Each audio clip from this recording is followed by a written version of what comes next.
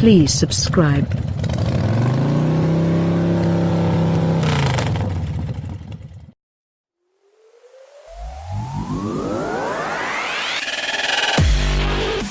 Subaru isn't planning on launching its new 15 until early next year in Britain, but we've driven a pre-production model for the first time.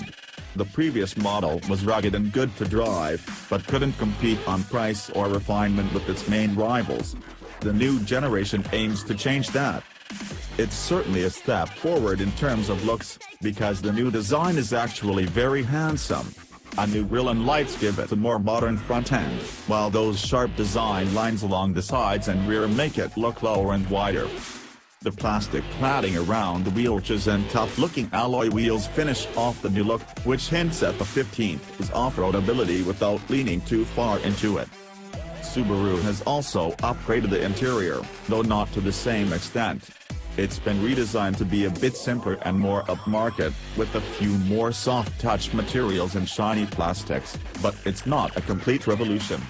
The twin-screen setup is still there, and the dials and steering wheel are very similar to before as well. It's not nearly as modern as the exterior, and feels cheap compared with most of the car's rivals. At least the new 8-inch infotainment screen is more responsive than before. It will get Android Auto and Apple CarPlay, and is likely to be standard in the UK as well. However, it's a long way behind the slick system offered in the Skoda Kodiaq and those of other European rivals, because the graphics look dated and it's not as easy to use. The seats are bigger, more comfortable and more supportive, though, which is useful both on the road and off-it. To that end, there's also a new X mode button on the center console that sets the car up for low grip surfaces and turns on hill descent control. We tried the car on a dusty off-road track, where its ability to climb loose gravel on a sharp incline impressed us, as well as its smooth descents on similar surfaces. Subaru is rightly proud of its permanent four-wheel drive system, and it proves itself here. The 15th is probably among the best off-roaders in its class. But it sits in a class where most buyers choose front-wheel drive, and only ever use their cars on the road. The new 15 is a little more expensive than its rivals as a result, although Subaru hasn't decided on pricing yet, but we're told it will be relatively close to what the current car costs. We didn't get the chance to try our pre-production test car on the road, and instead were limited to a super smooth test track in Austria. The previous model had a fairly hard ride in the UK, but the new generation is better to drive. There's less body roll in corners and the steering is a bit sharper. Torque vectoring means it can break the inside wheels on a corner, tightening your line. It makes the 15th feel more agile, and while it's not as fun as a Mazda CX-5, it's still pretty good to drive. However, an uncompetitive powertrain doesn't do the 15th any favors.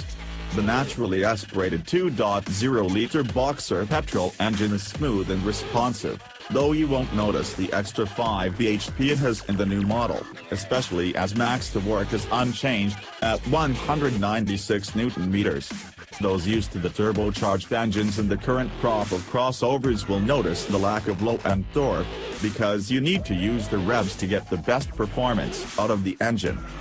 The Cvt Gearbox is one of the best of its type, and actually feels slightly more natural in this new model, but it still sends the revs soaring if you put your foot down, because it's the only way to make swift progress.